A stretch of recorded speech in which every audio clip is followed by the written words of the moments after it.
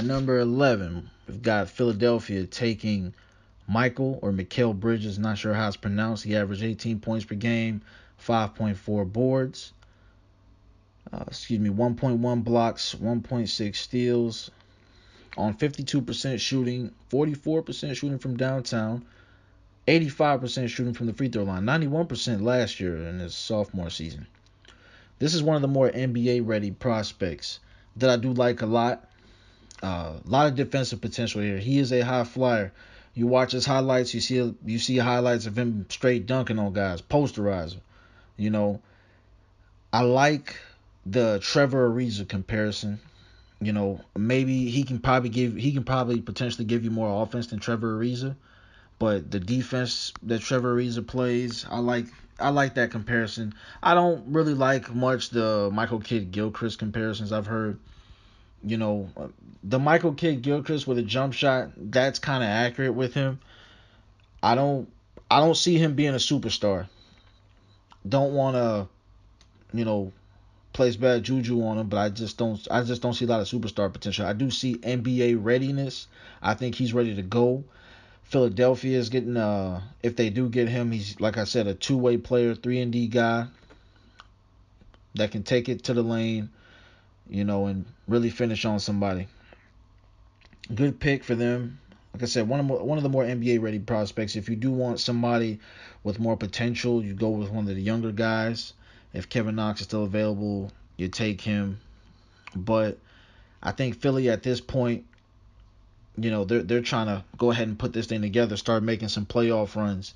So this pick makes a lot of sense for them to get the guy that's going to be turning 21 when the season starts. So good pick for them if they do take him. Best case scenario, more of an offensive minded Trevor Ariza. Like I said, worst case, maybe Corey Brewer. I think this guy is NBA ready. Worst case, Corey Brewer. Best case, more offensive minded, high flying Trevor Ariza. You know, um, good pick. Now with the 12th pick, we've got the Los Angeles Clippers taking Shai Gilgeous-Alexander, 6'6", 180 out of Kentucky. Averaged 14 points per game, 4 boards, 5 assists, 1.5 steals. 49% from the field, 40% from three, 82% from the line. This guy, you really have to watch out for guys like this. Guys that don't start early in the season but burst onto the scene. And he ran away with it. Once he got the starting job, he ran with it, boy. I mean, if you watched him in the Tennessee game in the NCAA tournament, you see the kind of poise he plays with. That's something that you cannot overlook when a freshman plays so calm, you know, and he does pass the eye test for me. You watch him, he's very good at athleticism. I like the form. Could use a little bit of work. We'll have to see, if he can step into the NBA game and shoot the three. But he has a great deal of potential.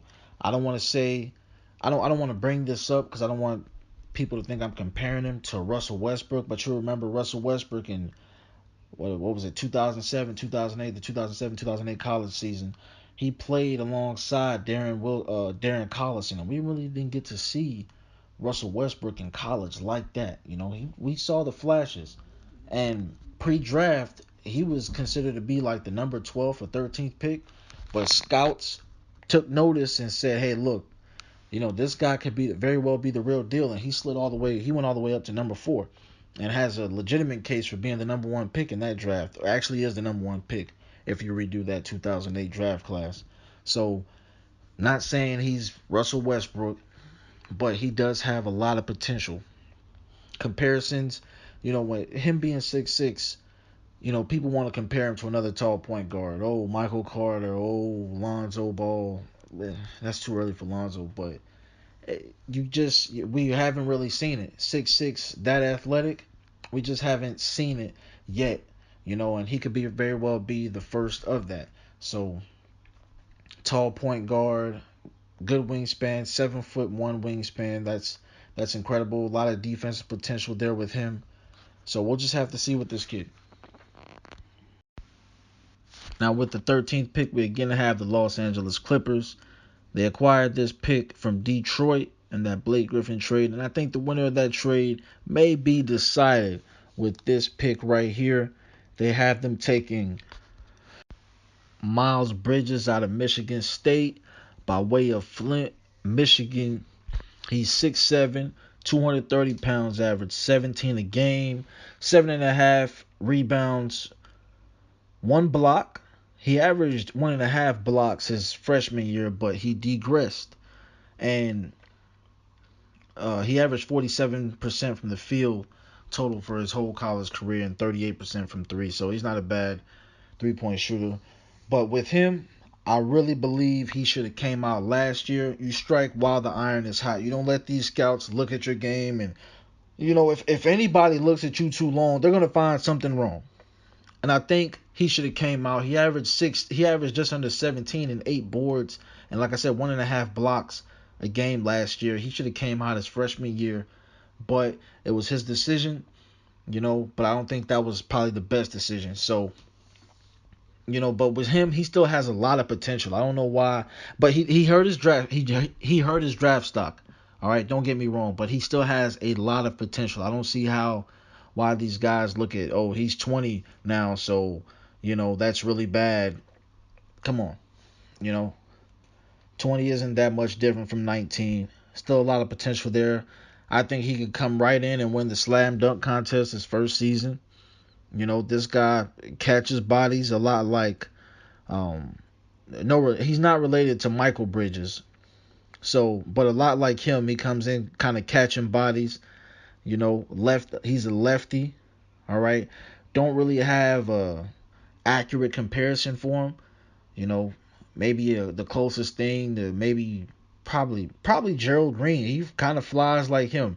You know, don't know not sure what his vertical is, but he definitely gets up off the ground. But a lot to like here. Slasher, strong, can play a little bit of forward for you, a little bit of the power forward for you. You know, so we just got to see with him as well.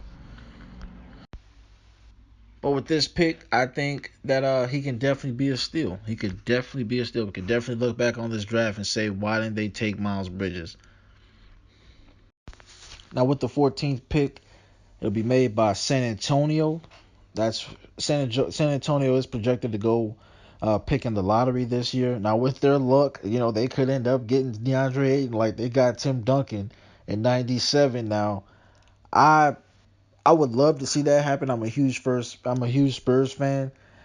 I don't think it's in our best interest to try to make the playoffs this year. I don't know if it's in Greg Popovich, but if it is, I think he should tank, and try to get one of these draft prospects. With the Spurs, this will be, if they do fall into the lottery, whatever pick they get, even if it is the 14th pick, like they're projected to get, it will be their highest pick since Kawhi Leonard, which was the 15th pick. And the next highest pick after that was Tim Duncan. So, it sucks to see that 20-year or 19-year playoff stretch, go. But for future, I think we should do it. But with the 14th pick, they've got most draft boards, or excuse me, recent draft boards have San Antonio taking Anfernee Simon. Anfernee Simon didn't attend college. I think there was some issues there with eligibility, and I don't know if he took money or whatever and they called him. I don't know, but either way, they should be paying players. That's another story. But whatever. He didn't play college basketball. My thing with him, there's a little bit of risk because we didn't see him in NCAA play. But there's risk with all these picks. Every draft pick is a risk to some degree. So, but with this kid, if you watch him play, very athletic, 6'3", about 180, uber athletic, and a smooth stroke. So, I mean, I like the comparison. I don't know if anybody said this, but I like the comparison to Zach LaVine. Maybe a smaller Zach LaVine, a shorter one, but this kid can take off. And you watch his stroke, very smooth jump shot. Don't know what his range is like because, like I said, we didn't see him in NCAA play. He did knock down the high school 3-pointer, but whatever. That's nothing compared to the NBA. Distance has increased every level. So, with this kid, I hope he could be the next big thing if the Spurs get the 14th pick. Rather see us get the number 1 pick, but at 14, I don't mind this pick because, the Spurs have been known to, give players a system where they can grow in. And any player that goes to us, I think will and can prosper, in some way. But Anfernee Simon, we just have to see. He declared for the draft without playing any college ball. We're supposed to go to Louisville. Eric Bledsoe is a good comparison for him right now, for what I see. Eric Bledsoe, I don't want to go as far as Derrick Rose, but Eric Bledsoe definitely, maybe a little bit of Brandon Knight.